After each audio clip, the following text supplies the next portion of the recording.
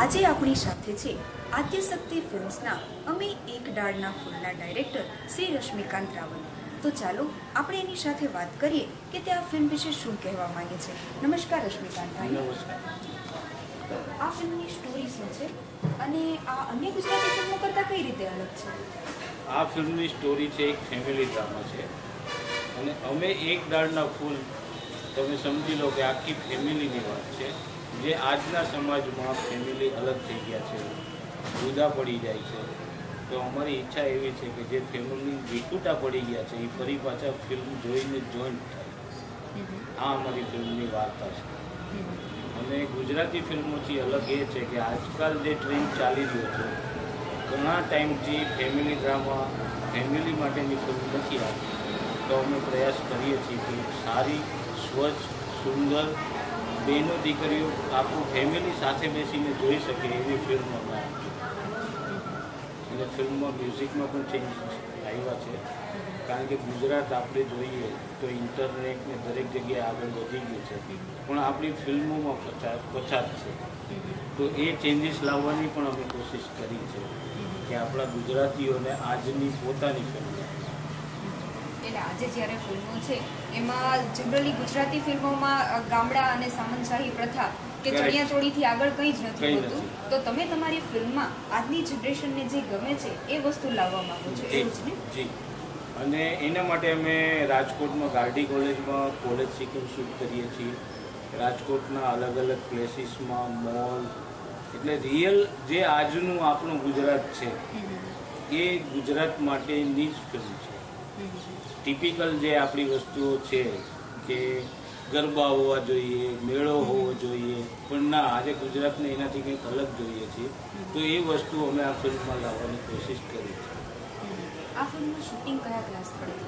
આ ફિલ્મનું શૂટિંગ શરૂઆત ગોંડલથી, ગોંડલ પેલેસથી, પછી રાજકોટ અમે કરીશું ગાર્ડી કોલેજ, રાજકોટનો બંગલો, રાજકોટના road side area, Kalawad road છે, ત્રિકોણબાગ, પછી મૌલિક રોડમાં ઇસ્કોન મોલ છે, સિનેમેક્સ, ત્યાં શૂટ કરીશું।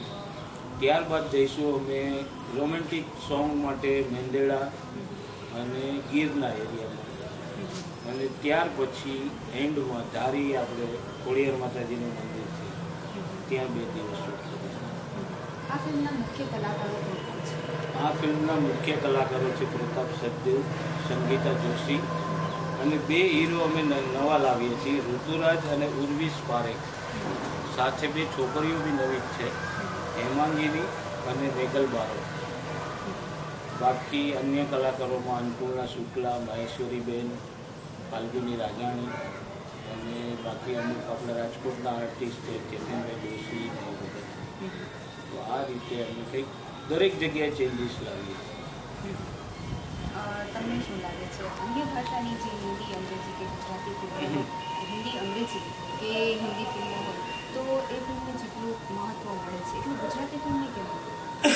ગુજરાતી ફિલ્મને મહત્ત્વમાં મારું કારણ એ છે કે જો આજે આપણે પ્રેક્ષકો પાસેથી ટિકિટના પૈસા લેતા હોય તો એનું વળતર આપવું અમને અમારી ફરજ છે।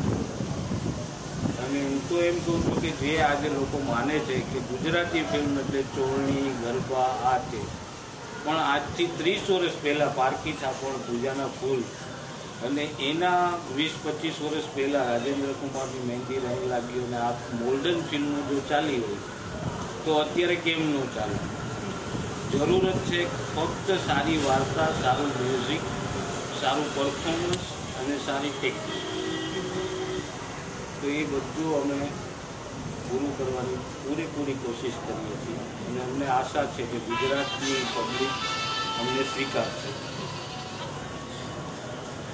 આશા રાખીએ છીએ કે દર્શકોને જે જોઈએ છે આપણી મળી રહે। આપણી ચોક્કસ, શુભેચ્છા। અમે પૂરી કોશિશ કરીશું કે બધાને સંતોષ મળે।